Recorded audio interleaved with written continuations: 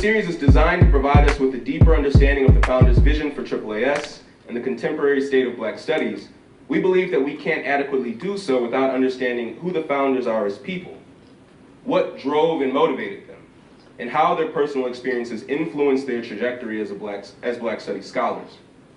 Thus, without further ado, allow me to welcome and introduce Professor of Political Theory and Constitutional Democracy, Dr. Curtis Stokes. So, I had mentioned earlier that you were born in Savannah, Georgia, and eventually moved to Beaufort, South Carolina, where you spent the majority of your childhood. Yes. Can you share with us what it was like growing up in the Jim Crow South and kind of how that influenced your own intellectual and political trajectory? Well, the first thing I would say is that I lived in an era that was on the downside of the Jim Crow phenomenon, but it was still there. There were all kinds of colored signs, Negro signs, different water fountains, et cetera, et cetera. I had to walk in the opposite direction of the predominantly, well, the exclusively white students' educational center. Okay. We were out near the swamp. Okay. Beaufort is one of the sea islands. Okay. There's water all around us, almost into the steps of my mother's house. It's that close. Okay. And so it's been a struggle. It's a single mother kind of household, okay, in my case. And now again, as you said, I was born in Savannah, like Clarence Thomas, okay, but I didn't stay in Savannah that long. Fundamentally, I grew up in Beaufort, South Carolina. Harriet Tubman came through there, most of other folks as well. Sherman, General Sherman, obviously, trying to make a way for the freedmen, okay, and others to make a living in terms of land and these kinds of things. All of that took place, okay, going way back in those days. I wasn't there with Tubman and all those folks. I'm not that old, but it's a different period. But yeah, I did a lot of things, and it's embarrassing to think about it now. One, I used to work in a what do you call those outdoor cinemas? You know, and I had Like a drive-in. Yeah, drive-in, and I had a ice cream uniform on with a little pointy hat. Can you imagine that? And no, I'm serious. I picked tomatoes. That was one of the things that we had to do in the family. So we scraped along, my mother and the 10 others, children, yeah, for sure. So that's how I got started. And of course, the educational system was not very strong, I must admit. You know, the black school facilities, textbooks, and all those kinds of things. Well, that's how it is, you know, or how it was in that era. Okay, that's Jim Crow, that's segregation, that's the United States. Okay, so. And how did that kind of experience, in terms of picking tomato, kind of I guess the jobs that you had, but also just the conditions that you grew up in, did that influence kind of your, what you decided to pursue academically or even into the academy? Well, first of all, this was an era of the Vietnam War and things of that nature. And I, of course, it's the first time I've ever said this in public, and I was in the military. Oh, wow. Okay. Yeah, I was in the military, carrying a rifle, protecting B-52s. Yeah. The skinny guy that Dr. G referred to. So you were actually in Vietnam? No, I wasn't in Vietnam, but I had a rifle and I had the authority to shoot because those bombers were right around me. Okay, I was a kind of policeman. Okay, and that's how I got started.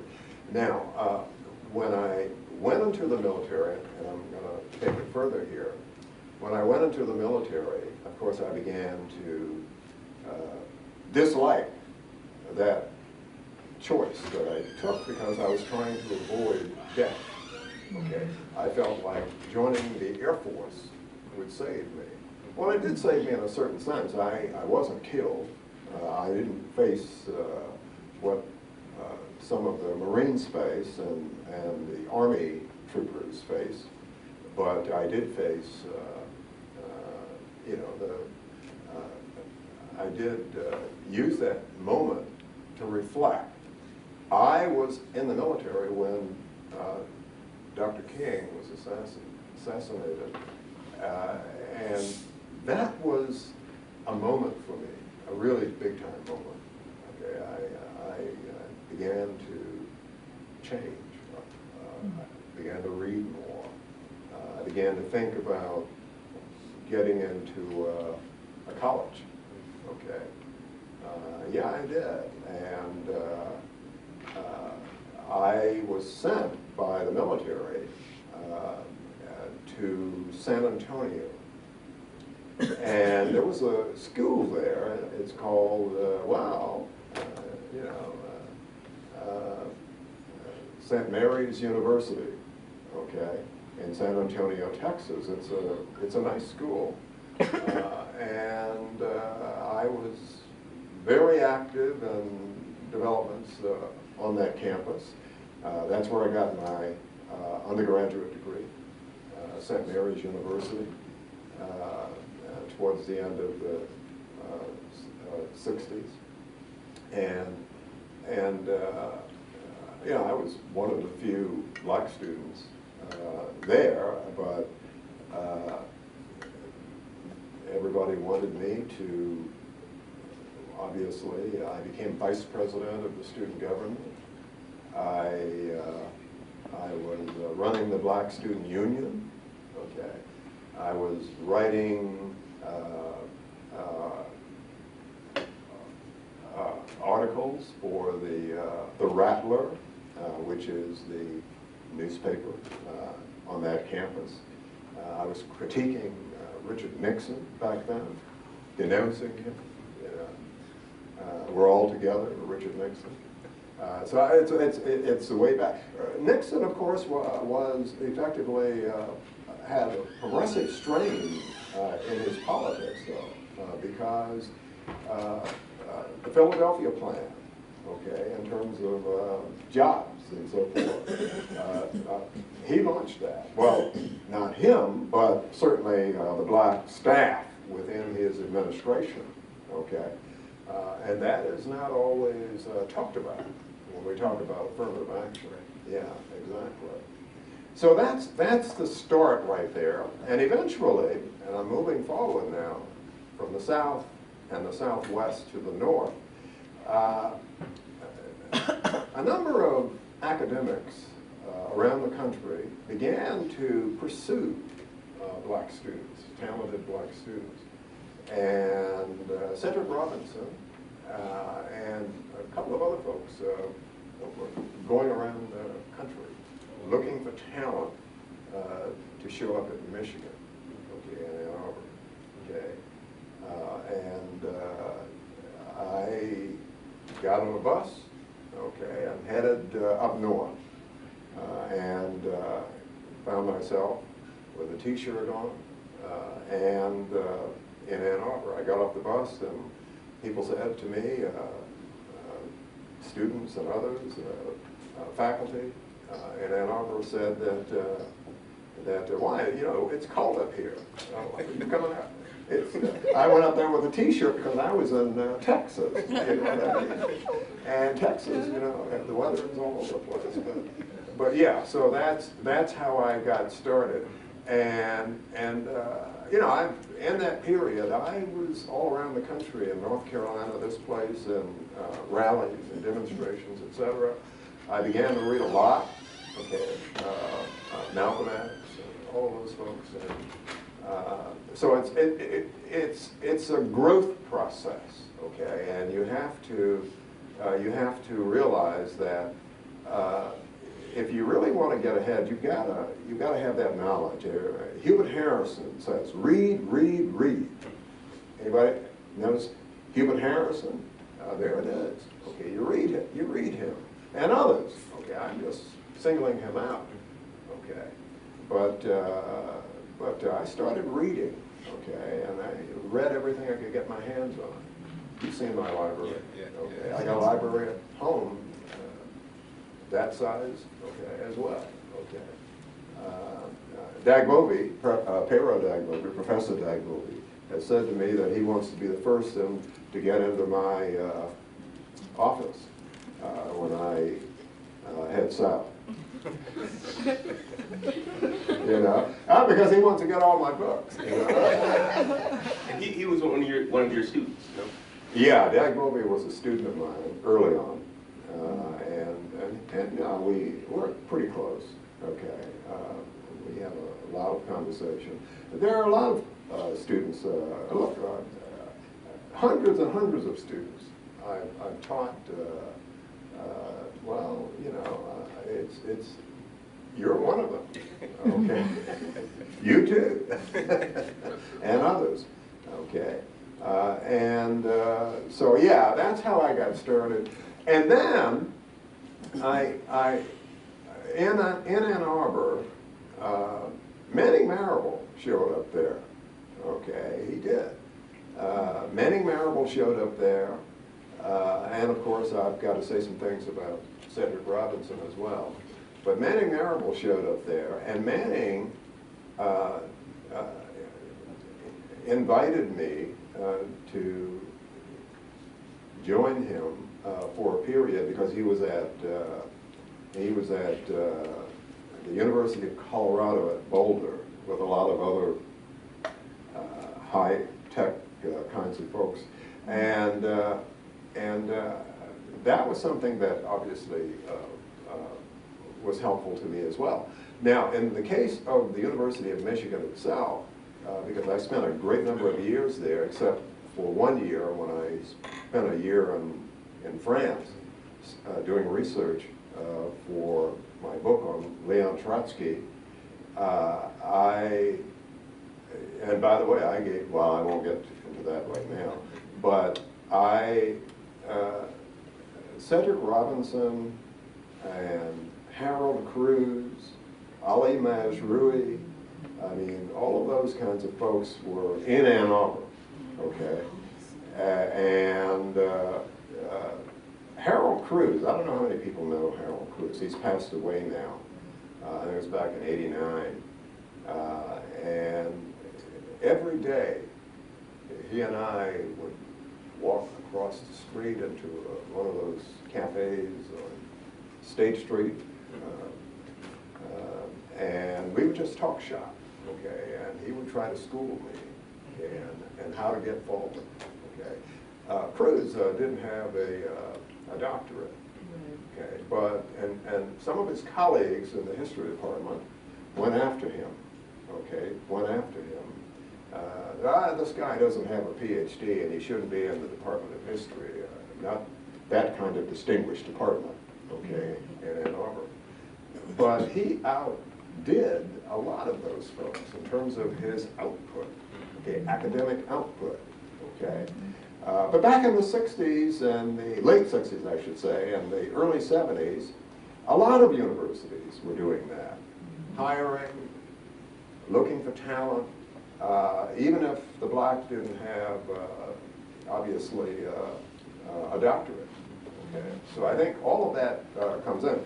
Well, Cedric Robinson was a mentor as well, and I was in one of his classes, and he had this seminar that he was going to run. I'm sure everybody knows Cedric Robinson. He passed away, just recently. And Cedric, I have the syllabus. I don't think I have it in here, on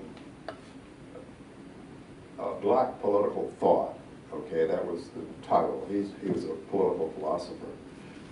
And Cedric, along with some of his colleagues, decided that they wanted to bring to Ann Arbor people like Grace Lee Boggs, James Boggs out of Detroit, and who else? C.L.R. James. Harold Cruz was part of this seminar, and Curtis Stokes, the graduate student, who was the research assistant, okay, for Cedric Robinson, okay. And we had extraordinary conversations. I mean, I had a chance to interact with the great C.L.R. James, the Pan-African scholar, okay.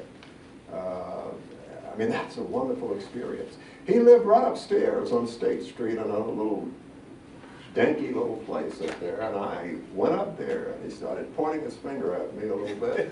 I'm talking about C.L.R. James, you know, and I got a fascination for him, and I continue to teach his writings, okay. A former director of AAAS, John McClendon, of course, does research on Trotsky as well, okay. Trotsky is one of those, and you might say, oh, this guy's a Marxist. Trotsky is a person who was in the 1930s interacted with blacks, okay. He met with C.L.R. James in Mexico City, okay. And he also interacted with the great Jamaican poet, okay. What's his name? Oh gosh. The great Jamaican poet. Briefly? Huh? Briefly? No. It'll come back to me. You see, I'm getting older than I used to be, younger than I used to be, younger than I am now. Older than I am. But yeah, so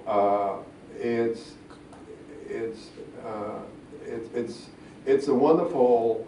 I've had wonderful opportunities to learn from outstanding intellects. Okay. What were some? I mean, so you talked about C.L.R. James, Cedric Robinson, James Boggs, Grace Lee Boggs, yeah. And Harold Cruz, who was a professor. Harold Cruz, all of those folks were right there. And all of these people are well-known, kind of, you know, the must-read text for black radical thought. Anybody who is aspiring to radicalism in any sense, that's your meal ticket right there. So how did those scholars help you think about American politics, you know, the relationship between race and American politics, and also just think about, I guess, the prospects of black liberation in this country? Well, I became very, very active, okay, in Ann Arbor, okay, and including when I went up to Columbia, okay, it's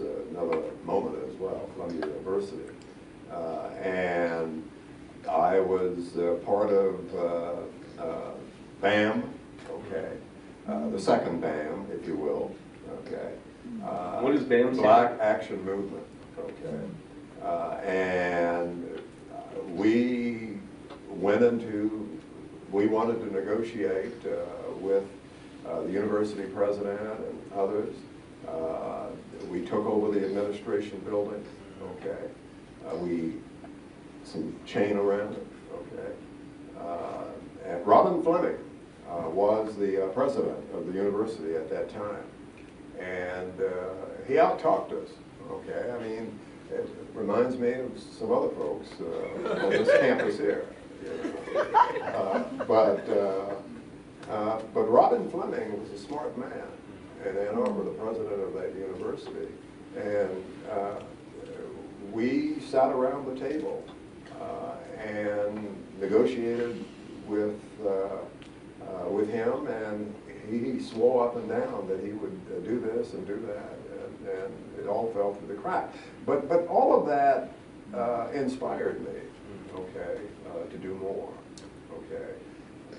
And like I said, I went up eventually to, and bring this in some sense here, I went up to Columbia. Manning invited me. I did an interview in front of, I was terrified a little bit because, you know, the great Eric Foreman was sitting in the room there and watching me, you know. Anybody knows Eric Foreman? Yeah, the historian? Yeah. I lived in the same building when I was at Columbia as he did. Manning had the building, had the house. It's a house, okay. Foner was upstairs with his family and children and so forth, and Manning was downstairs, and Manning gave me his house, okay. But, no, he didn't give it to me, but basically he said I could live there, but I'd pay the rent and all of that. But he moved uptown in a different situation because he wanted to help me, okay. And so I got to meet a lot of people there, okay. In the history department, etc. I brought Harold Cruz from Ann Arbor on a bus all the way up here. He wouldn't get on a plane. He insisted on taking the bus, the Greyhound. I mean, that's Harold Cruz. I mean, that's how he was. Okay, and so it's great to mingle with that kind of crowd. That's all I'm saying. Winston James was there. He's now out in California. Okay, you know Winston James, the great Winston James. You ought to know him. Yeah, exactly. Okay, and so Winston was a good friend of mine as well, and so all of these folks were there, and I worked as an assistant director there, and I learned a lot. Okay, I learned that there are some things that we could do here at Michigan State University. I watched Manning, okay, I did. Gee, you came up there for a conference, okay? You may remember this. I do. Okay. Gee came up to, and this is the MSU connection now. Dr. G, okay, she and I have always been tight. There are some tense moments now, but we've always been tight, and all of us in this founding group. Okay, when I say the founding groups, I'm talking about G, Dawson, McAdoo, Harriet McAdoo.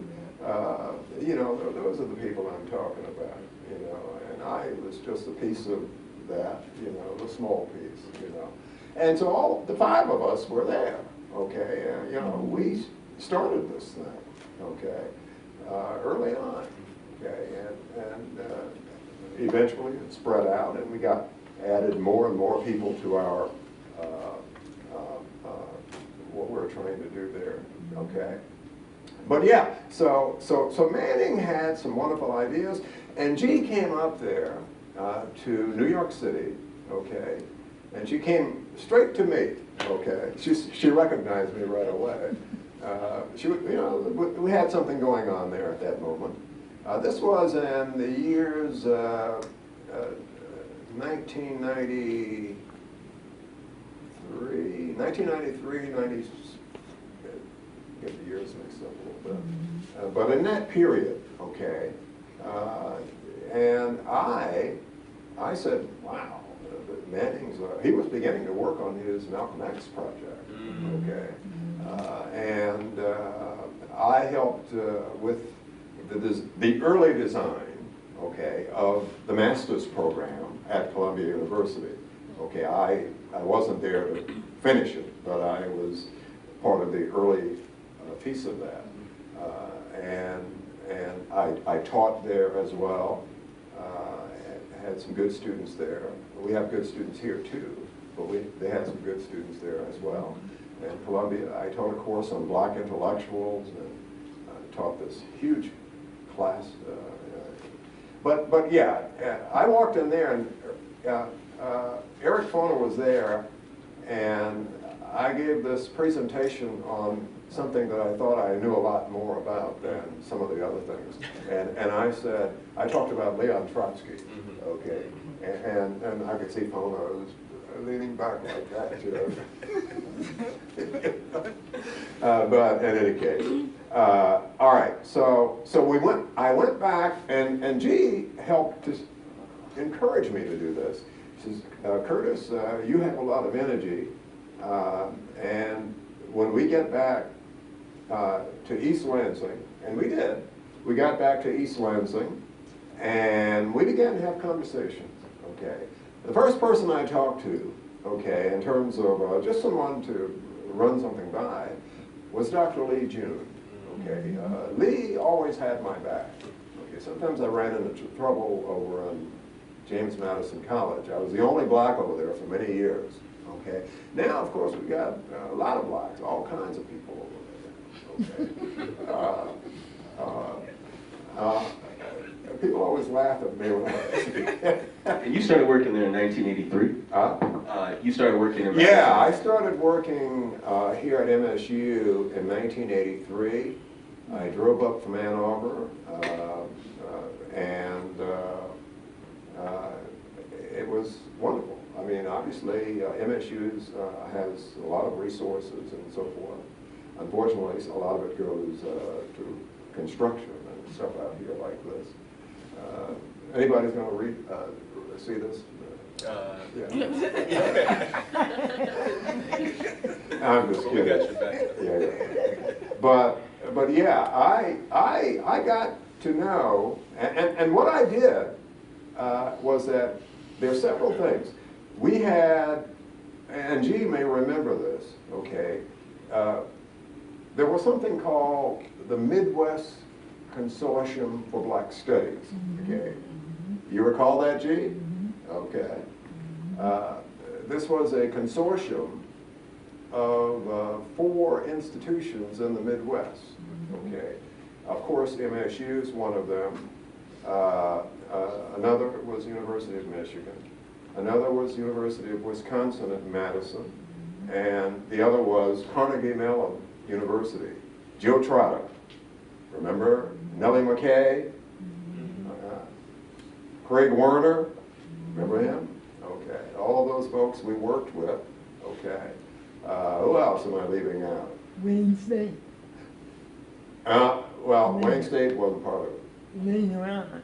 Yeah, later on, absolutely.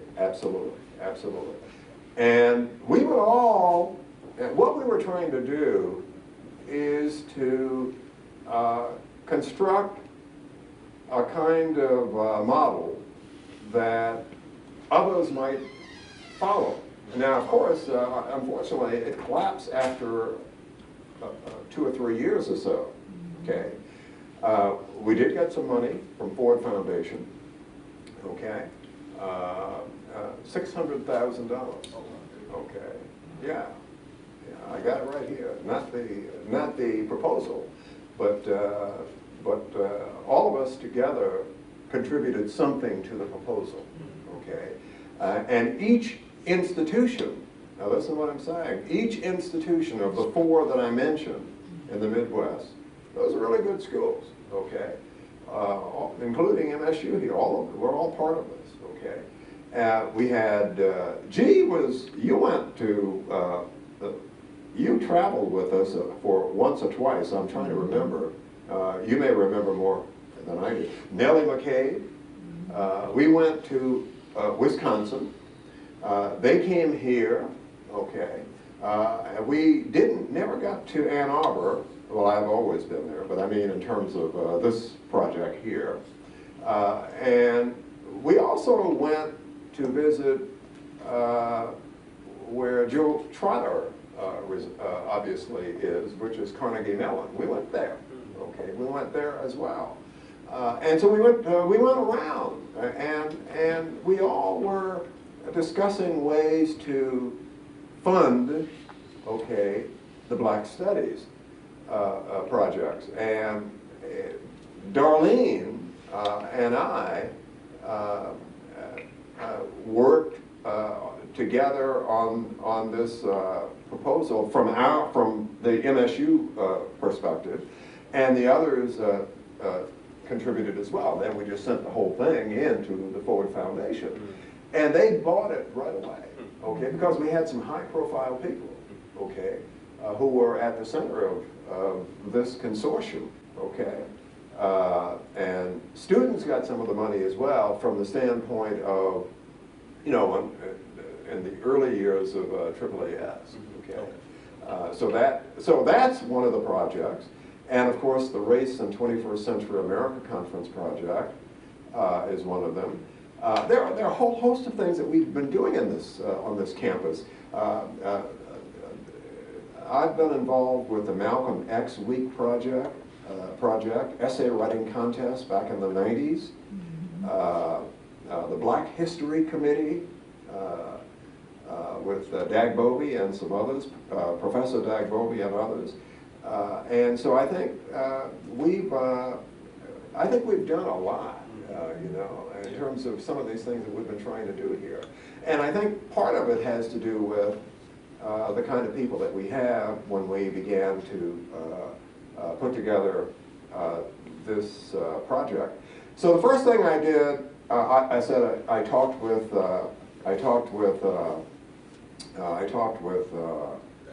Dr. June, and then I began to knock on doors. Okay, I'd already spoken with G, and I said, "Gee, I know there was another group of folks working on AAAS kinds of issues." Okay. Denise Troutman and some other people, okay, who else?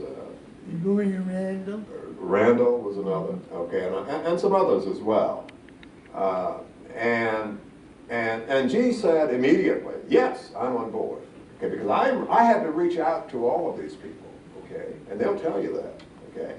I went and knocked on, literally, okay, Darlene Clark Hines' office, okay, in the history building. Okay. I knocked on the office and I said, Darlene, I know you have your own program. She had a PhD history program, and she's right away. Okay. She said yes. Okay. But we need a leader. Okay. That's what she said, because she's busy. Okay. And I said, okay. And then the three of us, okay, G, myself, and Darlene then, and somebody brought up Bill Lawson's name. And I then gave him a call, okay? I mean, I did the legwork, okay? I was the guy who was running around and doing this and that. All these smart people here sit around, you know. And so I did all the legwork. I had to go to the College of Education, and this woman almost cussed me out. I was asking for money, okay. In addition, I went to the Department of History. We were challenged there as well. They weren't quick to want to help us, okay, in AAAS, okay. The social science area, I forgot who's, the sister who's, she came from Wayne State. I can't remember. She, of course, was the dean, and you know who I'm talking about. Baba. Okay. She was really helpful. Okay, and I credit her on that. But there are a number of others in the academic units who were not supportive. They just said that we don't need this. Okay. We don't need this, and they turned their back on it. Why did they say they didn't? Well, it's one of those things where well, I think it had to do with the sense that this is not a very foundational kind of project here, the AAAS. It's not going to last. It's going to fall apart.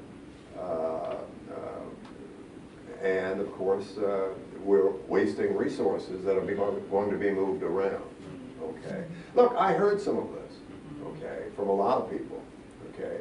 And there was concern that we would be wasting resources and this would not be a good project, or et cetera, et cetera. Look, I mean, and eventually we went to the African Studies program and tried to get some of those folks to help us out as well. And they did, to an extent. And so, yeah, so, and Harriet McAdoo, I called her and Harriet said yes, right on the spot. I called her, and anybody know Harriet McAdoo? Yeah, well, knew her. Well, Harriet McAdoo, I said, Harriet, let's go to Coral Gables. Okay, you know the little restaurant? Okay. We went there and we ate and we talked shop. Okay, she just wanted to feel me out a little bit. She said yes on the phone, and I said, let's go to lunch. And we went to lunch. And that's how we got this thing started, okay? And then we tried to pull together, some others whom we thought would be helpful to us as well. But the initial five, those are the co-founders. Yeah, you want to say something, Jay? Is it okay now? Yeah. I just wanted to ask you if you could, you said that some of the resistance from our traditional colleagues and in the traditional in the departments. And you were saying that they were saying it was going to fail and so on. Yeah, exactly. Do you think that, I'm trying to think of a diplomatic way to put this. Right. But could one also talk about the self-interest of our academic colleagues feeling a sense of threat that this is new kid out of the block intellectually and it's going to take away money from English or history or whatever. Exactly. That's exactly the point. Self-interest threatened. Yeah. Because that seems to be a continuing, that issue. It's a continuing thread throughout black studies in the country everywhere. Exactly. And so this is, we face that right out of the gate, okay? Mm-hmm. I went knocking on doors, okay? Meaning, of course, different buildings, et cetera, et cetera. The dean of the College of Education, I'm not going to mention names, I don't remember the name anyhow. I do. Yeah, I know. And she said to me, she's not there now, okay? No. But listen to what she said, okay? She said to me, face to face, okay, that we don't do that kind of thing, okay? Yeah. Well, I mean, maybe in a sense that's true, but that was tough to hear, you know. We don't do that kind of thing, okay. It reminds me of, you know, brother in Detroit, okay, Dennis Archer, you know, he says that we don't do that, okay.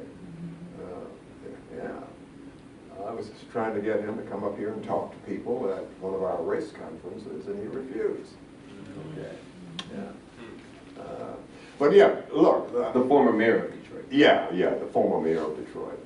But we got this thing started, okay, and we reached out to some other folks as well.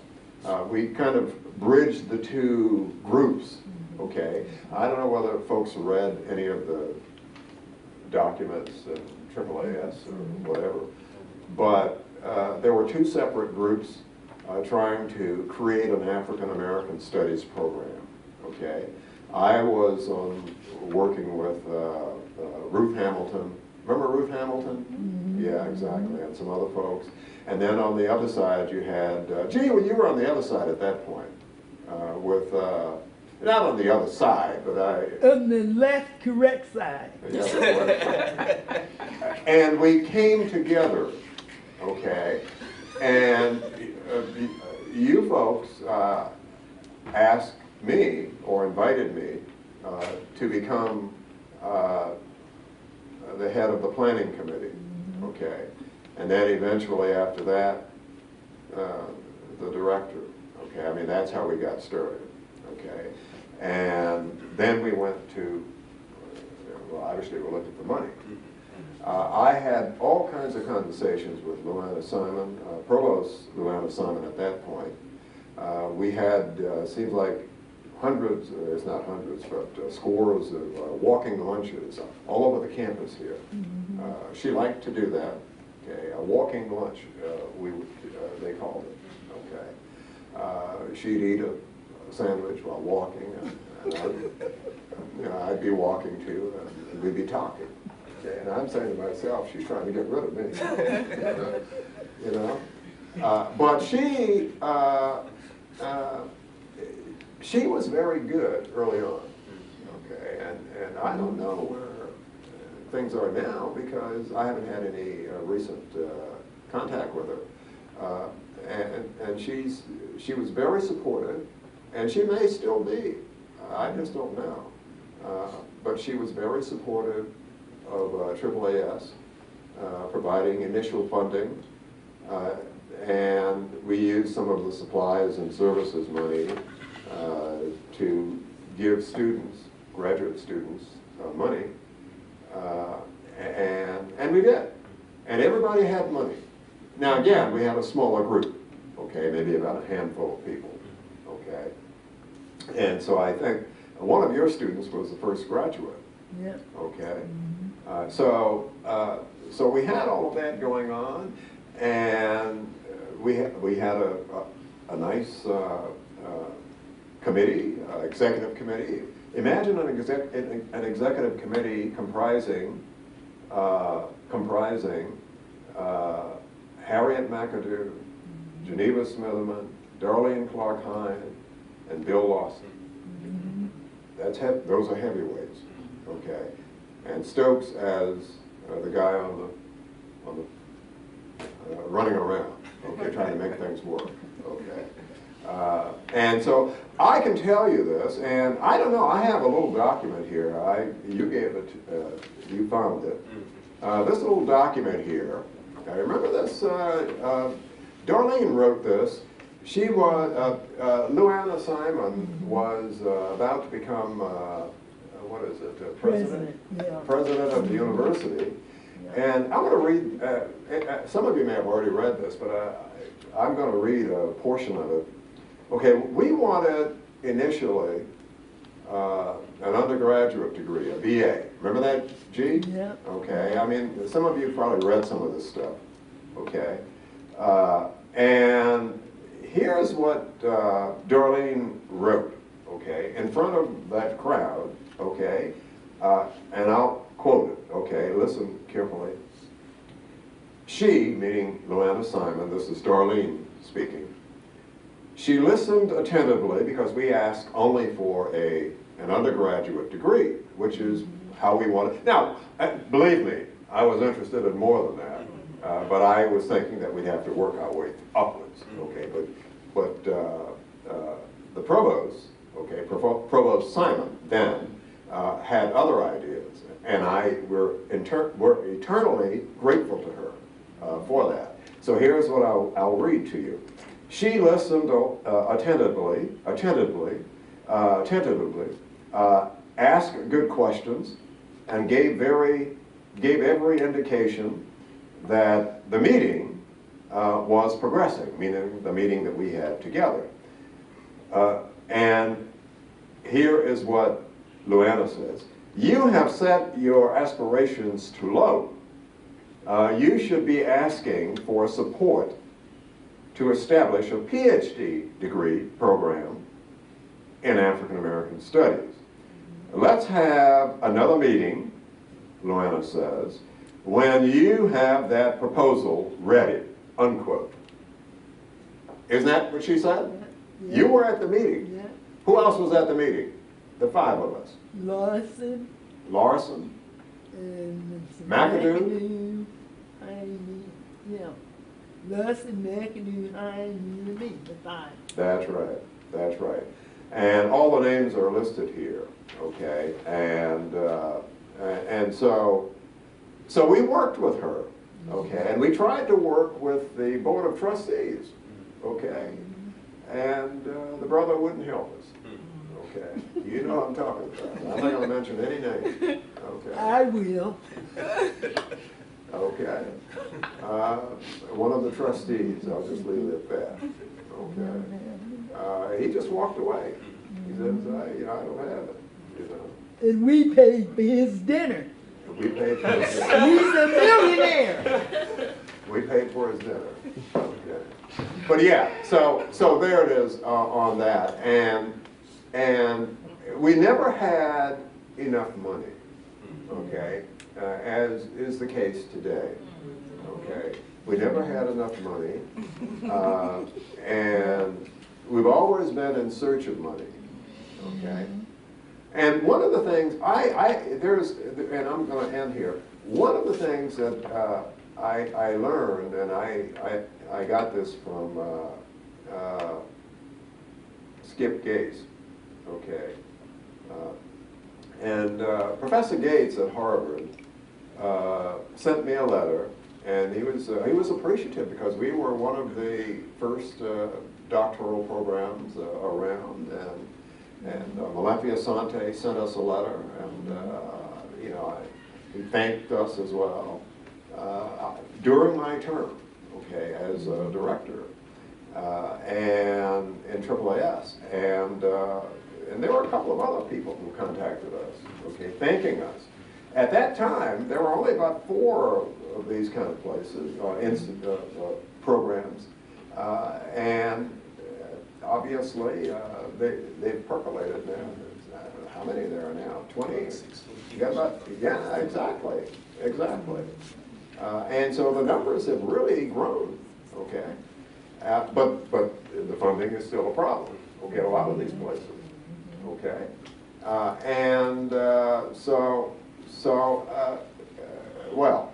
so that's where we are at this point.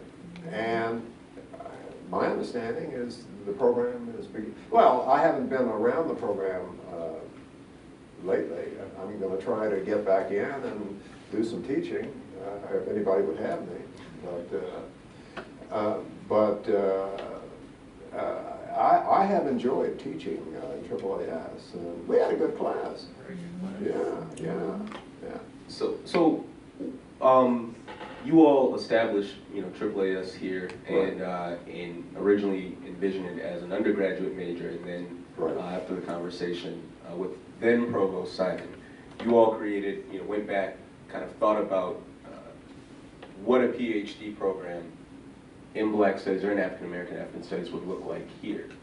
Yeah, we came up with a proposal. And so what did we you want to accomplish? We called it the original proposal, and gee, you worked on that too, and so did I. I worked on the American side, if you will, American studies, so to speak, Black studies in the U.S.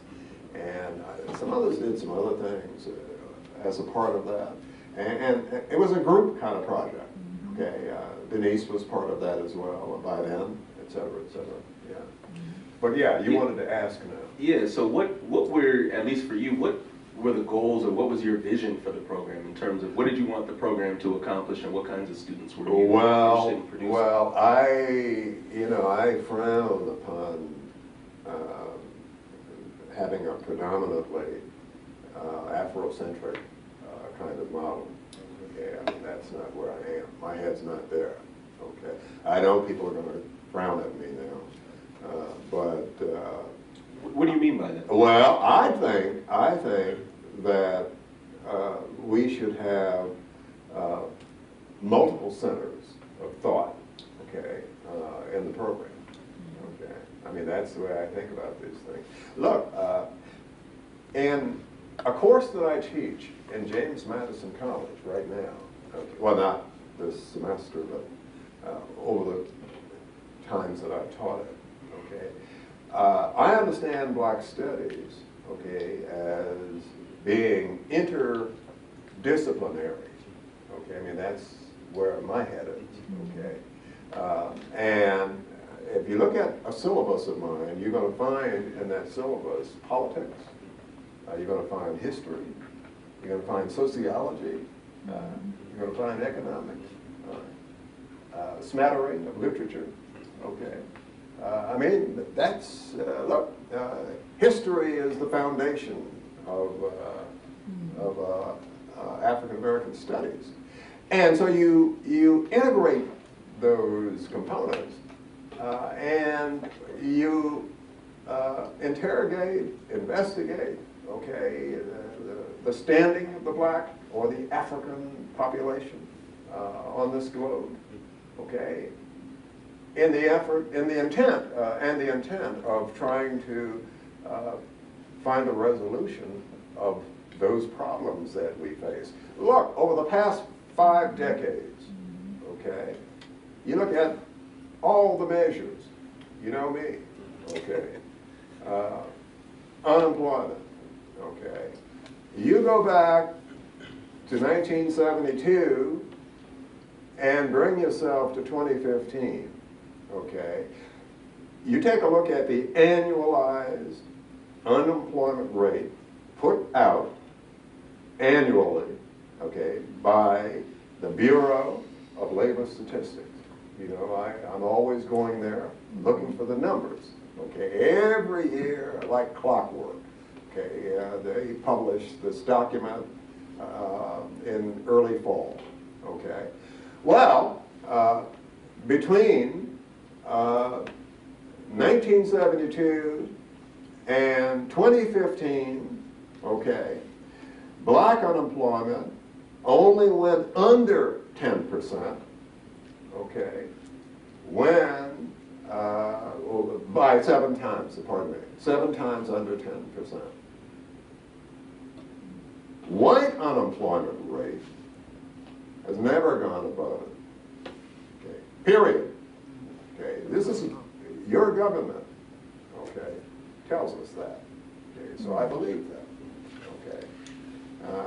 If they're going to tell me that, then, you know, that's okay, okay. So you've got that situation there. So, and you've got all other kinds of measures, okay, that we can talk about. That's just one, okay. And so I think that we've got to find a way to find an outcome that I think would be useful to begin to improve the African population, meaning of course all of us. Okay. Yeah, and I'm interested when you say that. So how does because you know there are ways. If you don't have a job, you don't have anything. Okay, you're in the soup kitchen. Okay, or close to it. Yeah, and it's a sad commentary. Okay.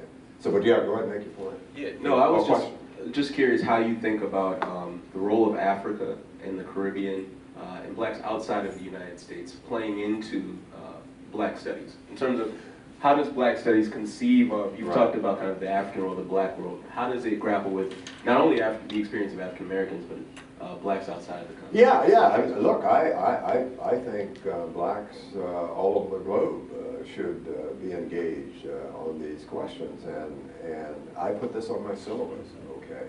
I mean, I have it on the syllabus. You look at the black population, you're talking about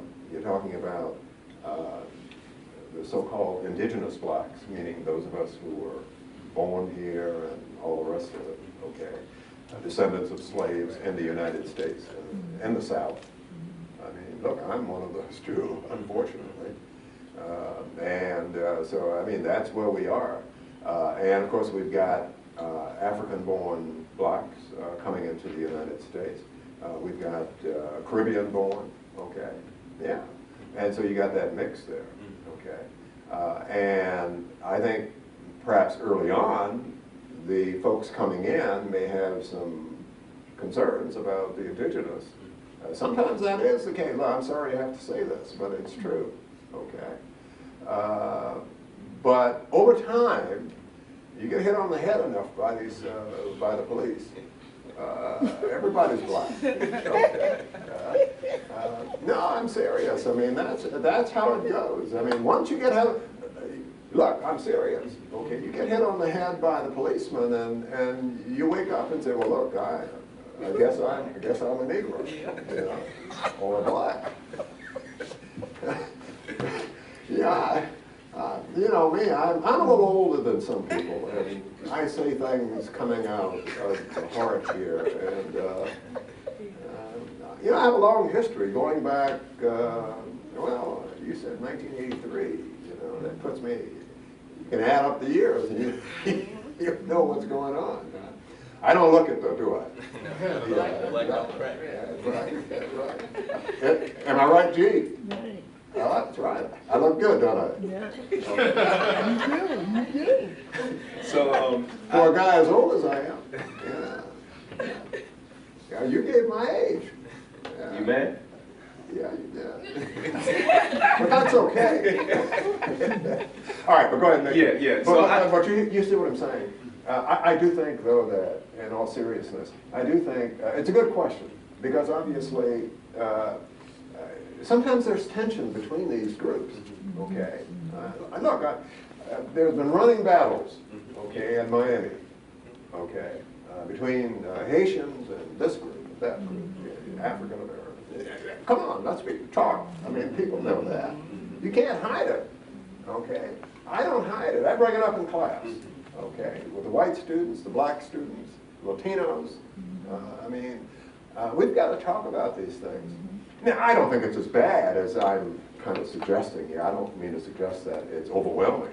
But clearly there's some of that going on, okay? And it happens among the Latinos and other groups. The Cubans don't get along with this group and that group. Cubans are more conservative than some of the more political folks, like the Mexican population, okay, and the Puerto Ricans, okay. I know in New York City, where I was, the Dominicans, I mean, they take you on, okay, yeah. Although some of those folks are in denial, you know, in terms of who they are, okay. Look, I'm very public about what I think, okay, and I will say it. So yeah, I think if we could find a way to work together, okay, as a group, and I think that's the way out, okay, yeah. Okay, I think I'm going to kind of wrap up with one last question, then we can take some questions from the audience. Okay. And then if there's anything else that you want to add as well. Okay. But I think the last question, especially just in light of kind of recent historical events, you know, we're now living in this kind of post-Trump America, where I think the latest report that I've seen says upwards or kind of over 400 kinds of incidents of hate crimes have been perpetrated in the country thus far, kind of post-election. So my question becomes, given that, what is the role, or what should be the role of the Black Studies scholar and the Black Studies discipline in America today in trying to conceive of Black liberation, or trying to work towards Black liberation? What is the object, or what is the goal of a Black Studies scholar today? Well, and has it changed? Do you see it changing? Well, look, we just gave the students in our class, AJ is teaching, I'm going to answer it this way, okay. I'll let everybody know this. AJ, of course, is a really talented guy, and he has the opportunity to teach in James Madison College in MC 201. I strongly support him as a full professor over there. There are three of us who are full professors. Of course, Kiki Adozi, and who's the other person? Well, Lisa Cook is not yet full, but we expect that she will be this coming year. Lisa Cook. We've got a number of blacks over there now, in a way that wasn't the case when I started. I was the only black. Okay, I mean, I represented everybody. And the burden was on me, okay, back then. But yeah, now, what I was about to say here is that we assigned our students a paper, 300 students, predominantly white students, but some blacks and Latinos and Asians and other groups in this course. And guess what? We designed, the teaching team, we designed a paper assignment in which the student would have to write about Tocqueville's ideas on race, which are not good, because he says that blacks and whites, he's right about this, but he doesn't help. He says that blacks and whites will never, okay, be on a footing of equality together, okay? And we used that, and we looked at two key chapters from Du Bois's Souls of Black Folks, right? And the Frederick Harris book, okay, the Price of the Ticket, okay? It's a book about Obama and some other issues as well. And the whole idea is that we would underscore the assignment by focusing on equality. Now, the question about this, to get back to where you wanted me to go, is that this it's a tricky kind of question, because you asked me about AAAS and this thing, and I wasn't part of the electoral stuff that was going on here, okay, and I think that's part of it, where you were with that, talking about Clinton and Trump and all of those kinds of people, but I think that the way out of this mess is to organize. I think some of the things that Black Lives Matter is doing is helpful. Of course, if they don't get too connected with Soros, okay, the billionaire, okay, because he's you get bought off, okay. You know what I'm saying? Okay, and I smell some of that myself, okay. But I do think Black Lives Matter, on the whole, is doing some wonderful work, okay. And they can be criticized on a lot of things, but I do think that is a kind of model that we could potentially see as well. But there are other things that could be done. Look, we don't take to the streets, okay, the way that other groups do, okay. Look, the LGBT community takes to the street, okay. They took to the street, and Obama says, great, okay, keep the heat on me. But he counsels patience to blacks, okay. Have you read that book? Okay, he says the blacks should be patient, okay. No, you know this, okay. He says blacks should be patient. I don't begrudge any other group, okay, for taking to the streets. The Latinos have, okay, remember back in 2006, 2007, millions took to the streets in places like California and New York and all over the world, all over this country, okay. I remember that, okay, and you guys may not remember 2006, but I remember 2006, okay, and I remember all those marches on the part of the Latino population, okay. The same thing with the LGBT community, okay. They took to the streets and they got a lot of things, a lot of rights-based success, okay. And obviously Obama's not giving them any economics or anything like that, and that's what everybody needs, okay. But clearly, and then you've got people counseling the black population to be patient, okay? And so I'm concerned about all aspects of that, because I think that taking to the streets, and it's not just the blacks, I mean, in general, in the United States, we like to think that electoralism, bourgeois electoralism, is what the United States is about. Okay, that's what we go into the street. We don't take the streets in the way, look, if you were in France, like I said, I was in France, I got into the rally. Okay, I took to the streets in France, okay? I could have been arrested, okay? I could have been arrested. It's not my country, but I just wanted, I didn't have a placard or anything. I just kind of hid behind the groups and so forth and stood out there and whatnot. Like the hash bash, you stand there and you just inhale it, on the diag. But in the case of the blacks, pardon me, of the United States, ours is an electoralist-centered kind of society in terms of challenging the government. You wait until the elections to try to get something done, et cetera, et cetera. But in France or England, people are in the streets all the time. Okay, all the time. They take to the streets. I know, because I go over there and I visit and take a look, and Europeans are like that. Have you noticed that?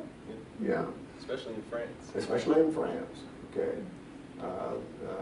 Jefferson was there, and Thomas Jefferson, and guess what he says? He says these people here have a revolution every 20 years, okay? We ought to learn from that, okay? That's what he said. Didn't you know that? Yeah, Thomas Jefferson, yeah. So, I mean, and I think that's what you need, okay? You got to get into the streets. You got to organize, okay? And I think we've lost some of that. Mike Dawson, you know Mike Dawson. Michael Dawson, a great political scientist out of University of Chicago. Okay, you've read his stuff. Okay, and Mike Dawson talks about this. Okay, he says blacks in this book, blacks in and out of the left. Okay, they get in and they get out. But the fact of the matter is that obviously there are fewer and fewer blacks who are on the left. And so I think trying to put together something like was done back in 1972, okay, but we can't do that kind of stuff. This was a black political conference in 1972. What are you referring to? I'm referring to the movement that was designed at that point. What's his name? Robert C. Smith talks about it. Mm-hmm. Yeah, and I've talked about it as well. And it was an effort to make sure that the electoral arena is not the only arena for politics. I mean, for politics, so you can do politics in a different kind of way. Yeah. Okay.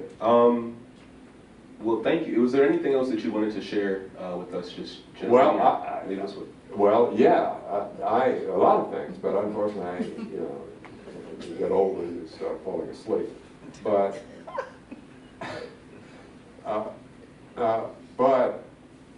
I think unless we become a department, okay, it's going to be a long struggle in AAAS.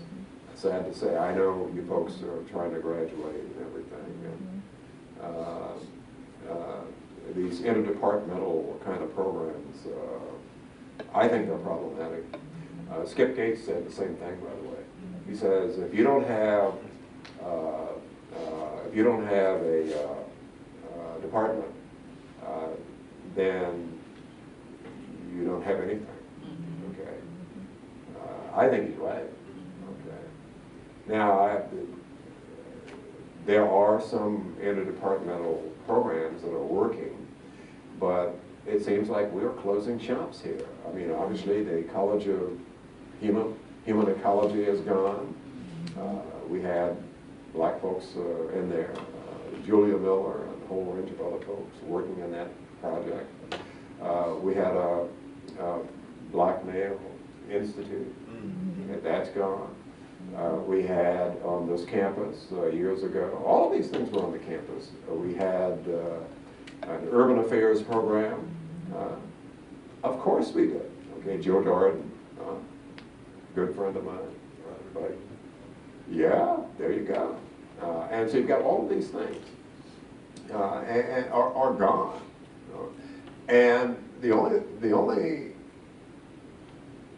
program that we have now is AAAS and I guess the race conference.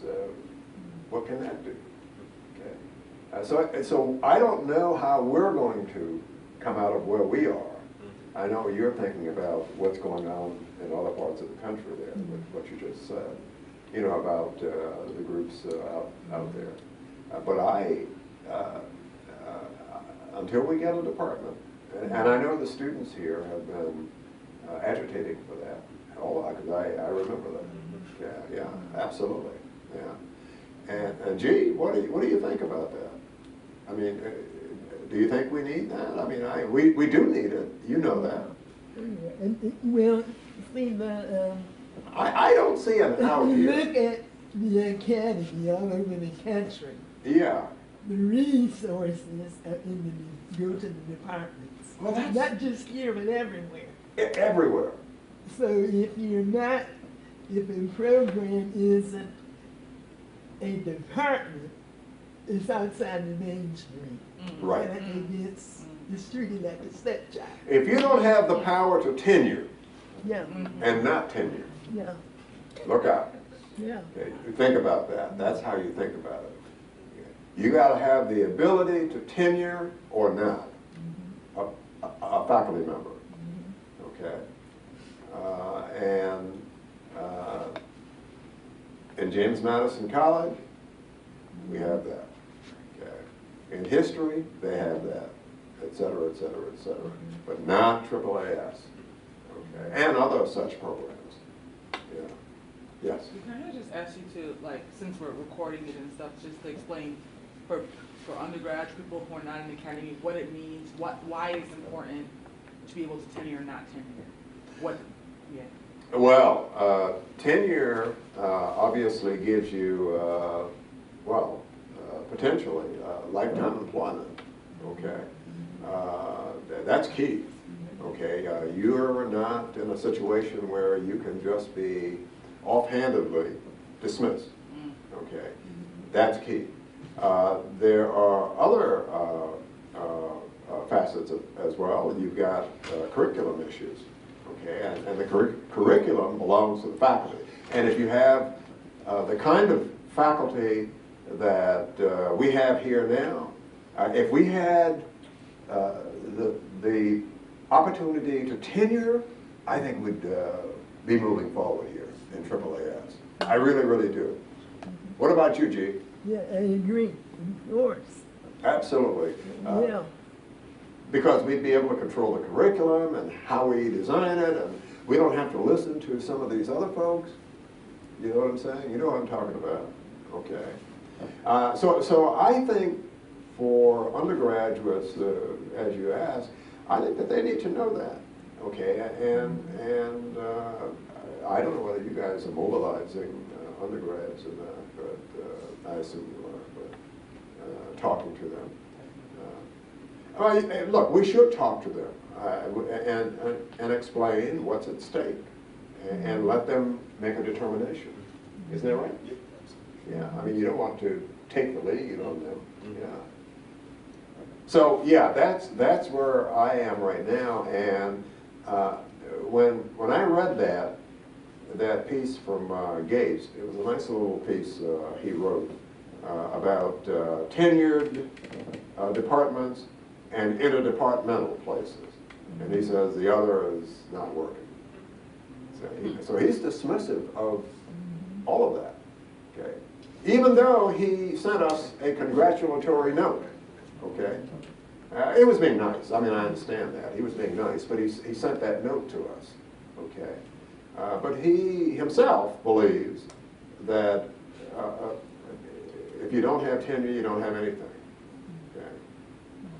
And they have tenure, okay? And there it is. And so I maybe have to march over to the provost's office and speak with some folks over there. And, but, you know, MSU has a different model. I think that's what it is. I really do. Their model is to link up with various units, okay, multiple units, okay. That's what they want. And that's what they're doing, okay. And even in my college, James Madison, they're encouraging us to link up with others as individuals, okay, yeah. But the tenure is still going to be there. You see that? It's a difference there. Yeah, exactly. Yeah. All right. Well, thank you. Thank you again.